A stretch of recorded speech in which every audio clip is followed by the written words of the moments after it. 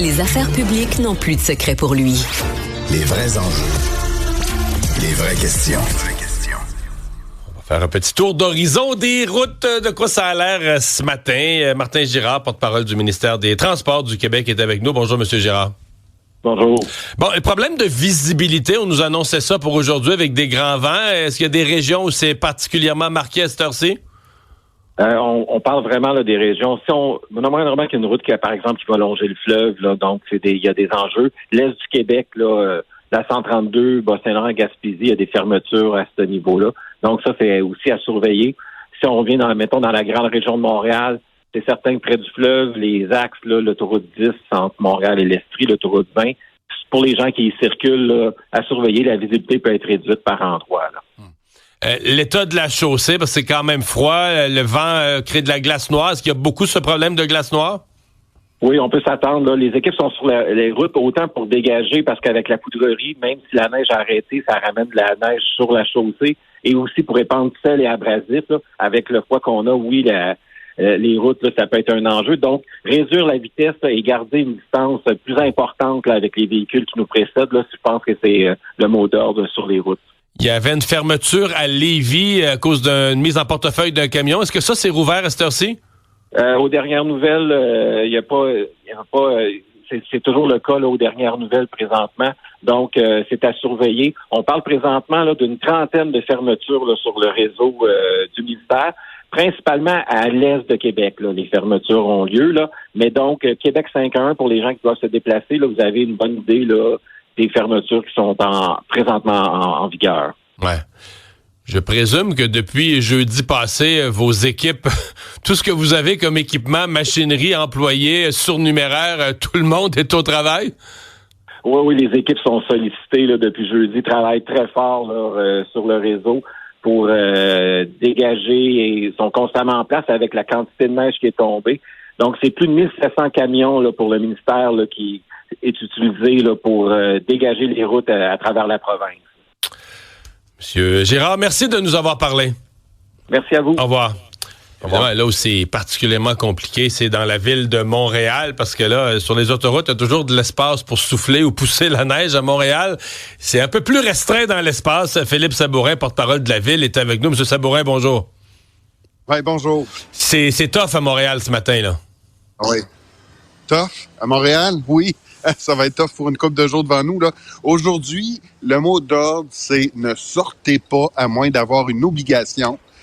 Et si vous devez vous présenter au travail, vous prenez le transport en commun.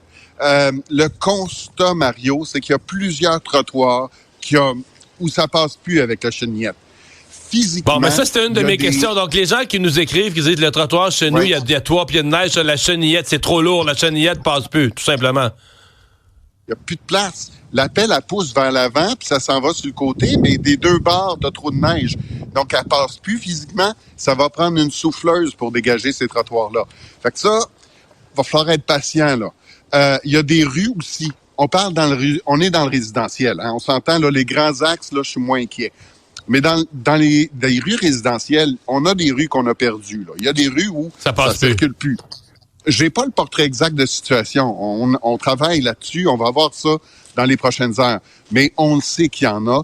Puis on demande à tout le monde de considérer que c'est une situation extraordinaire. Non, pas extraordinaire. Ça fait cute. C'est exceptionnel. Hey, ça fait 20 ans que je fais de la neige avec les équipes ici, là. J'ai jamais vu ça, là. C'est une situation difficile. Va falloir se serrer, écoute. Aujourd'hui, Mario, il y a plusieurs enfants à la maison. Ils sont en congé scolaire. On demande aux adolescents de nous donner un coup de main. Si vous êtes en forme, là, allez aider un voisin, une voisine à mobilité réduite, une personne âgée. Faites-y un chemin de la maison jusqu'à la rue. Ça va nous donner un coup de main. Parce que le trottoir, on ne l'aura pas avant un petit moment. Ouais. On demande... Là, j'entends que le vent se lève là, dans vos micros. Là. Oui. Ce que ça fait, ça, c'est que ça nous rajoute la neige. Hein? On n'a pas fini. Les toits plats à Montréal, là, le vent là, qu'on a, il va chercher la neige sur le toit, puis il ramène ça. Fait que les 35 cm qu'on a vus, on va peut-être bien avoir un 40. On se rappelle qu'on en avait déjà 35. Tu sais, on a quelque chose comme 70 cm à aller chercher.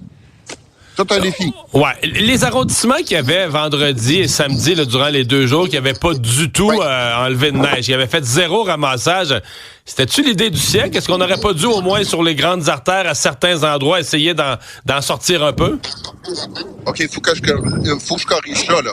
La Ville de Montréal a décrété un chargement d'urgence, puis spécial. On a commencé vendredi soir.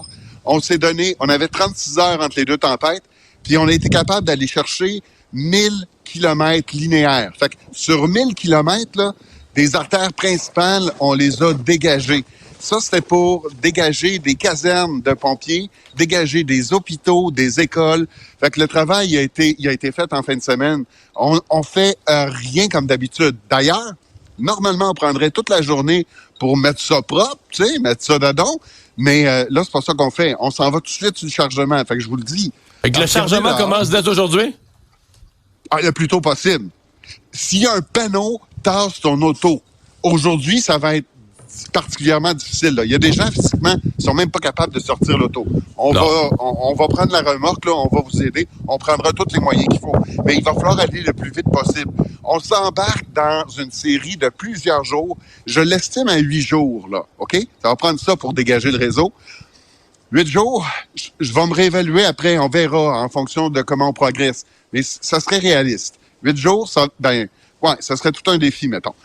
Mais pour qu'on y arrive, il va falloir que vous déplaciez votre auto avant qu'on arrive avec la souffleuse. Puis ça va nous donner un bon coup de main. Fait que les ados aujourd'hui, allez pelleter pour aider vos voisins.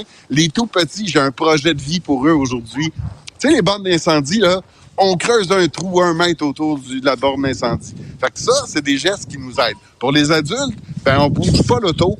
Tant qu'on n'aura pas de chargement de neige, je pense que ce serait l'idéal. Prévoyez peut-être même vous déplacer en transport en commun. Vous dites on bouge pas l'auto, mais les gens qui vont dégager leur voiture là, pour la sortir, les autos qui sont ensevelies présentement là, sous des... Il y a de la neige de 1 mètre tout le tour. Ils finissent par tout la remettre dans la rue. Donc, c'est quoi le conseil que vous leur donnez? Parce que ils ont plus... ils dégagent leur auto, mais ils n'ont plus vraiment d'endroit où mettre la neige. Fait que pour beaucoup, ils la renvoient dans la rue. Là. Oui, puis après ça, bonne chance pour te retrouver une place pour stationner, tu sais, en revenant à la maison. Fait que c'est pour ça qu'on dit au monde... Mais est-ce que vous recommandez aux gens, dans ce temps-là, d'aller mettre leur auto dans un stationnement intérieur pour une couple de jours? C'est l'idéal, non? Si on capable de s'en passer pour 2-3... Si on est capable de s'en passer pour 2-3 jours, on la laisse là, on prend le transport en commun.